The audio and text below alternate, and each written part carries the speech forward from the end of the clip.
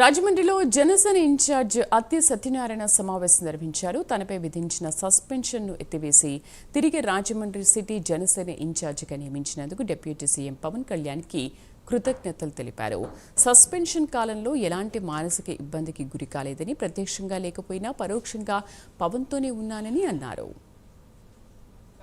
దేవుడైన శ్రీ పవన్ కళ్యాణ్ గారు నాకు రాజకీయ పునర్జన్మ ఇచ్చిన రోజు.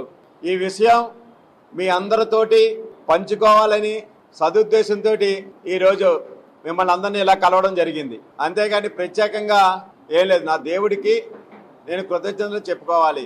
పార్టీ మీద, రాజమహేంద్రవరంలో నా మీద నమ్మకంతో మరొక్కసారి నన్ను రాజమండ్రి సిటీ ఇన్ఛార్జిగా నియమించిన మా దేవుడి పవన్ కళ్యాణ్ గారికి నా పాదాభివందనాలు. గతంలో పార్టీ పరంగా కానీ నా వ్యక్తిగతంగా కానీ ఏనా తెలిసి తెలియక తప్పులు చేస్తే నన్ను క్షమించమని, నన్ను మీ వాడుగా ఆదరించమని నా జనసేన నాయకులకు, జన సైనికులకు, శ్రీ పవన్ కళ్యాణ్ గారి అభిమానులకు అందరికీ కూడా మరొక్కసారి విన్నవిస్తున్నా.